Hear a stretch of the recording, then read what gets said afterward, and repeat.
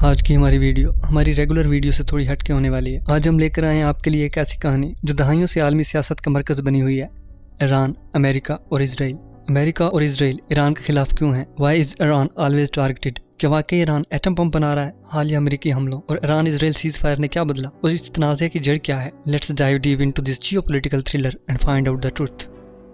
یہ کہانی شروع ہوتی ہے ورلڈ وار 2 سے۔ ورلڈ وار 2 کے دوران دنیا دو بڑے کیمپوں میں بٹی ہوئی تھی۔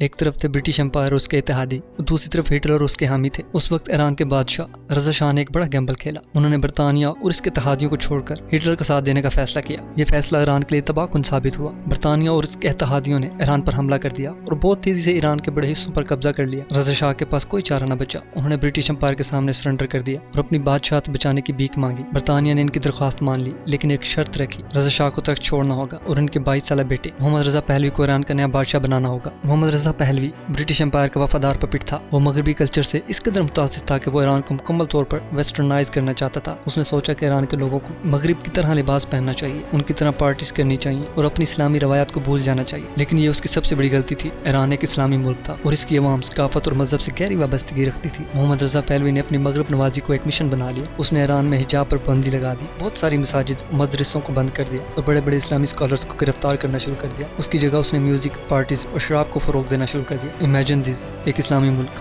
جو اتنی شراب بنا رہا ہے کہ وہ غیر اسلامی ملکوں کو شراب ایکسپورٹ کر رہا ہے۔ ایک موقع پر اس نے سعودی عرب کے بادشاہ فیصل سے کہا کہ تم کیوں پرانے زمانے میں رہ رہے ہو؟ سعودی عرب کو بھی مغرب کی طرح لبرل بنا دو۔ لیکن سعودی عرب کے بادشاہ نے اس کی بات ماننے سے انکار کر دیا۔ آئرونیکلی آج سعودی عرب ایران سے کہتا ہے کہ وہ تھوڑا لبرل ہو جائے، لیکن اب ایران اس کی بات نہیں مانتا۔ شاہ کی ان پالیسیوں سے ایران کی عوام میں غصہ بڑھتا گیا، خاص طور پر اسلامی اسکالرز اس کے خلاف ہو گئے۔ ان میں سب سے نمایاں نام تھا آیت اللہ خمینی کا۔ خمینی ایک عظیم اسلامی رہنما تھے جنہوں نے عوام کو بادشاہ کے ظلم کے خلاف متحد کیا۔ ان کی تقاریر مسجدوں اور مدرسوں میں گونجتی تھیں۔ وہ لوگوں کو بتاتے تھے کہ یہ بادشاہ اسلام اور ایران کی ثقافت کو تباہ کر رہا ہے۔ خمینی کی مقبولیت اس قدر بڑھ گئی کہ بادشاہ کو خطرہ محسوس ہونے لگا۔ آخرکار اس نے خمینی کو گرفتار کر کے ایران سے جلا وطن کر دیا۔ خمینی عراق چلے گئے جہاں ایک اور لیڈر ان کی ہر حرکت پر نظر رکھے ہوا تھا، صدام حسین۔ صدام نے بادشاہ سے کہا کہ اگر وہ چاہے تو خمینی کو ختم کر سکتا ہے، لیکن شاہ نے کہا کہ یہ بوڑھا خمینی میرا کچھ نہیں بگاڑ سکتا، جو کہ اس کی زندگی کی سب سے بڑی غلطی ہونے والی تھی۔ اب کہانی میں ایک ٹرننگ پوائنٹ آتا ہے۔ محمد رضا پہلوی اپنی طاقت کے عروج پر تھا۔ اس نے ایک ایسی حرکت کی جس نے اس کی حکومت کی بنیادیں ہلا دی۔ اس نے اعلان کیا کہ وہ قدیم پرشین امپائر کو دوبارہ زندہ کرنے کے لیے دنیا کی سب سے بڑی اور مہنگی پارٹی منعقد کرے گا۔ اس پارٹی کے لیے ایران کے صحرا میں ایک نئی سٹی بنائی گئی۔ دنیا بھر کے لیڈرز، بادشاہوں اور سیلیبریٹیز کو انوائٹ کیا گیا۔ 600 سے زائد لیموزینز منگوائی گئی، سونے کی پلیٹس میں کھانا پیش کیا گیا اور شاہ نے خود کو پرشین امپائر کا نیا شہنشاہ قرار دیا۔ وہ سونے کے تخت پر بیٹھا اور سب کو اپنی عظمت دکھانے کی کوشش کی۔ لیکن یہ پارٹی ایران کے قریب عوام کے لیے زخم کی طرح تھی۔ جب عوام بھوک اور غربت سے لڑ رہی تھی، ان کا بادشاہ سونے کی پلیٹس میں کھانا کھا رہا تھا۔ یہ بات آیت اللہ خمینی کے لیے گولڈن اپرچونٹی تھی۔ انہوں نے اپنی کیسٹس میں پیغام دیا کہ یہ بادشاہ یزید کے برابر ہے، جو اسلام کے دشمنوں کی علامت ہے۔ خمینی کی آواز پورے ایران میں گونجنے لگی، عوام سڑکوں پر نکل آئے، مظاہرے شروع ہوئے اور انقلاب کی آگ بھڑک اٹھی۔ شاہ نے اپنی فوج کو عوام پر گولیاں چلانے کا حکم دیا، لیکن یہ اس کی آخری کوشش تھی۔ عوام نے اس کا پیچھا نہ چھوڑا اور وہ اپنا ملک چھوڑ کر بھاگ گیا۔ جیسے شاہ کے بھاگنے کی خبر پھیلی، آیت اللہ خمینی 14 سال کی جلا وطنی کے بعد ایران واپس آئے۔ ان کا استقبال ایک تاریخی منظر تھا۔ 70 لاکھ لوگوں نے خمینی کا ویلکم کیا۔ یہ ایک ورلڈ ریکارڈ تھا۔ ایران کی سڑکوں پر ڈیتھ ٹو امریکہ اور ڈیتھ ٹو اسرائیل کے نعرے گونجنے لگے۔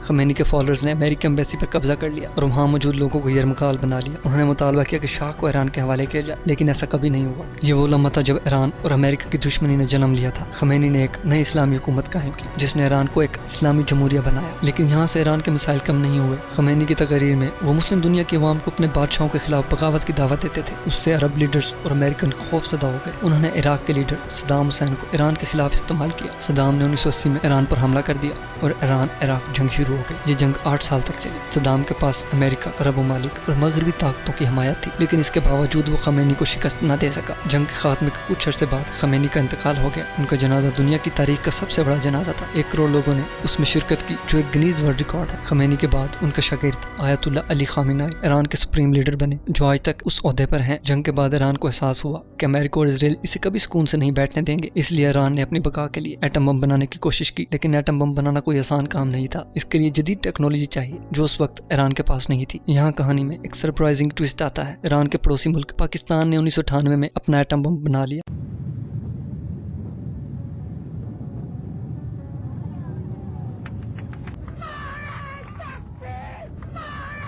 پاکستان کے سائنسدان خفیہ طور پر ایران کو سینٹریفیوج ٹیکنالوجی فراہم کی جو ایٹم بم بنانے کے لیے ضروری ہے۔ سینٹریفیوج ایک ایسی مشین ہے جو یورینیم کو انرچ کرتی ہے۔ اگر یورینیم کو 5% تک انرچ کیا جائے تو اس سے بجلی بنتی ہے، لیکن اگر اسے 90% تک انرچ کیا جائے تو اس سے ایٹم بم بنتا ہے۔ ایران نے اس ٹیکنالوجی کی مدد سے اپنے نیوکلیئر پروگرام کو تیز کر دیا، لیکن جیسے ہی امریکہ کو اس کی خبر ملی اس نے ایران پر سخت پابندیاں لگا دی۔ امریکہ نے دنیا کو بتایا کہ ایران ایٹم بم بنا رہا ہے جو عالمی امن کے لیے خطرہ ہے، لیکن یہ بات قابل غور تھی کہ پاکستان کا ایٹم بم امریکہ کو کبھی اتنا خطرناک نہیں لگا، کیونکہ پاکستان امریکہ کا وفادار اتحادی ہے۔ لیکن ایران جو ہر بار امریکہ کو چیلنج کرتا تھا اسے امریکہ برداشت نہیں کر سکتا تھا، اور پھر حالیہ دنوں میں یہ تنازع ایک نئے موڑ پر پہنچ گیا۔ جون 2025 میں امریکن صدر ڈونلڈ ٹرمپ نے ایران کی 3 اہم نیوکلیئر سائٹس فورڈو، نیٹنز اور اصفہان پر حملوں کا اعلان کیا۔ یہ حملے امریکن B-2 اسٹیلتھ بمبر سے کیے جو 37 گھنٹوں کی نان سٹاپ پرواز کے بعد ایران پر بمباری کے لیے پہنچے تھے۔ ٹرمپ نے دعویٰ کیا کہ ان حملوں میں ایران کے نیوکلیئر پروگرام کو مکمل طور پر تباہ کر دیا، لیکن امریکن انٹیلیجنس رپورٹس کے مطابق فورڈو جیسے اہم سائٹس کو مکمل طور پر ختم نہیں کیا جا سکا کیونکہ یہ پہاڑوں کے نیچے بنائے گئے ہیں۔ سیٹلائٹ تصویروں سے پتہ چلتا ہے کہ فورڈو پر کئی گہرے سوراخ ہوئے ہیں، لیکن ایران نے اپنا 400 کلو گرام سے زیادہ یورینیم پہلے سے کہیں اور منتقل کر دیا تھا۔ ایران نے ان حملوں کو جواب دینے کے لیے قطر میں واقع امریکی ایئر بیس العودید پر میزائل داغے، لیکن انہوں نے حملے سے پہلے امریکہ کو خبردار کر دیا تھا تاکہ نقصان کم ہو۔ اس سے کوئی امریکی ہلاک نہیں ہوا، لیکن یہ حملہ ایران کی طرف سے ایک واضح پیغام تھا کہ وہ خاموش نہیں رہیں گے۔ ایران کے فوجی ترجمان نے TV پر اعلان کیا کہ ہمارے دشمنوں کو معلوم ہونا چاہیے کہ اب ہٹ اینڈ رن کا دور ختم ہو چکا ہے۔ 2009 میں امریکہ نے ایران پر اتنی سخت سینکشنز لگائیں کہ ایران کی معیشت تباہ ہو گئی۔ ایک ملک جو تیل اور گیس کے ذخائر سے مالا مال تھا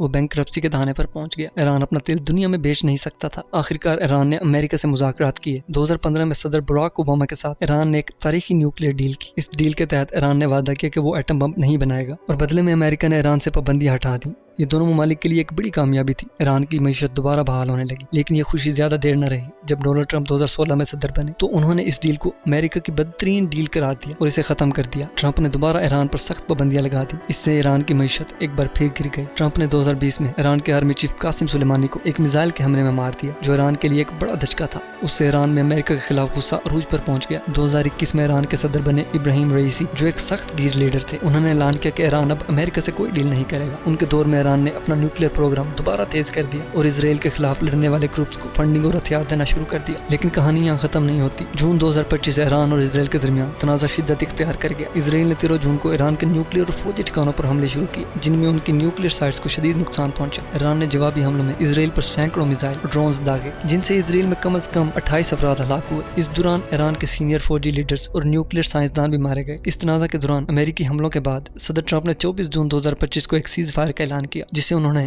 12 دن کی جنگ کا خاتمہ قرار دیا۔ ٹرمپ نے کہا کہ ایران اور اسرائیل نے ایک مکمل اور حتمی سیز فائر کا اتفاق کیا ہے جو کہ قطر کے تعاون سے طے پایا ہے، لیکن یہ معاہدہ شروع سے ہی نازک تھا۔ ایران نے الزام لگایا کہ اسرائیل نے سیز فائر کے بعد تہران کے قریب ایک ریڈار سائٹ پر حملہ کیا ہے، جبکہ اسرائیل نے کہا کہ ایران نے معاہدے کی خلاف ورزی کرتے ہوئے میزائل داغے ہیں۔ ٹرمپ نے دونوں ممالک کو خبردار کیا کہ وہ سیز فائر کی خلاف ورزی نہ کریں اور خاص طور پر اسرائیل سے کہ وہ حملے روک دے۔ ایران کے نئے صدر مسعود نے اعلان کیا کہ ایران آیت اللہ علی خامنہ کے فتوے پر قائم ہے کہ ایٹم بم بنانا حرام ہے۔ انہوں نے یہ بھی کہا کہ ایران امریکہ اور پوری دنیا کے ساتھ مذاکرات کے لیے تیار ہے۔ حالیہ اطلاعات کے مطابق ایران اور امریکہ کے درمیان خفیہ مذاکرات شروع ہو چکے ہیں، لیکن اسرائیل اس ڈیل کو روکنے کی ہر ممکن کوشش کر رہا ہے۔ اسرائیل ہر چند ماہ بعد ایران پر الزام لگاتا ہے کہ وہ ایٹم بم بنا رہا ہے، لیکن سوال یہ ہے کہ اگر ایران واقعی ایٹم بم بنا رہا ہے تو پچھلے 25 سالوں سے یہ ایک ماہ ختم کیوں نہیں ہو رہا اور ان کا ایٹم بم کیوں نہیں بن رہا؟ اسرائیل ایران کے ان لیڈرز کو ٹارگٹ کر رہا ہے جو امریکہ کے ساتھ ڈیل کی حمایت کرتے ہیں۔ اس کا مقصد ایران کو غصے میں لا کر کوئی ایسی غلطی کروانا ہے جس سے امریکہ ایران پر حملہ کر دے، لیکن ایران اب تک اپنے صبر اور حکمت عملی سے اس جال میں نہیں پھنسا۔ یہ تھی ایران، امریکہ اور اسرائیل کی دشمنی کی مکمل کہانی۔ یہ ایک ایسی کہانی ہے جو طاقت، سیاست اور مذہب کے گرد گھومتی ہے۔ حالیہ امریکی حملوں اور سیز فائر نے اس تنازع کو ایک نئے مرحلے پر پہنچا دیا ہے، لیکن کیا یہ امن مستقل ہوگا؟ ایران اپنی خود مختاری پر سمجھوتا نہیں کرتا، جبکہ اسرائیل اور امریکہ اسے ہر قیمت پر دبانا چاہتے ہیں۔ سوال یہ ہے کہ ایران اور امریکہ کے درمیان